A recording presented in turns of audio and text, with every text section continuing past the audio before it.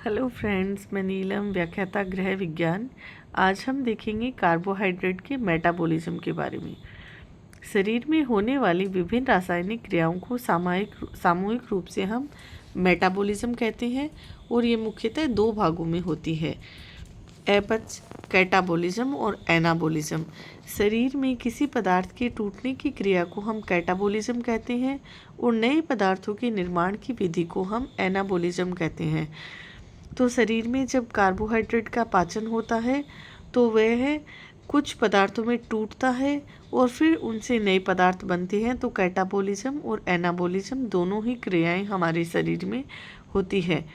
Carbohydrate का पाचन से कार्बोज अपनी सबसे सरल शर्करा ग्लूकोज बनती है टूटने से। और यहाँ पे एक टर्म आती है नियोग्लूकोजेनेसिस। जब शरीर में वसा और प्रोटीन के टूटने से ग्लूकोज बनता है तो इस क्रिया को नियोग्लूकोजेनेसिस कहते हैं। प्रक्रिया ग्लूकोज विभिन्न एंजाइम के क्रिया से पायरुविक अम्ल में बदल जाता है और पायरुविक अम्ल में बदलना यह एक उत्क्रमणीय अभिक्रिया है।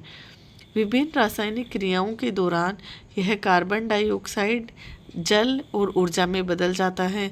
कार्बन डाइऑक्साइड और जल उत्सर्जित कर दिए जाते हैं शरीर से और ऊर्जा का उपयोग शरीर के विभिन्न शारीरिक व मानसिक कार्यों में होता है। ऑक्सीजन की भूमिका ऑक्सीजन की उपस्थिति में पायरुविक अम्ल साइट्रिक अम्ल चक्र में प्रवेश करता है और ऑक्सीजन की अनुपस्थिति में ये लैक्टिक अम्ल में बदल जाता है, जिसे दुग्ध अम्ल भी कहा जाता है, जिससे मांसपेशियों में थकान महसूस होने लगती है। हमारी एक टॉपिक है थकान कैसे होती है।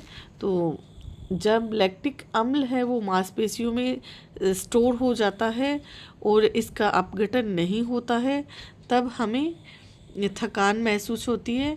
और ये जब होता है जब पायरुविक अम्ल साइट्रिक ये तब होता है जब ऑक्सीजन की कमी होती है। ऑक्सीजन की अनुपस्थिति में पायरुविक अम्ल है वो लैक्टिक अम्ल में बदल जाता है।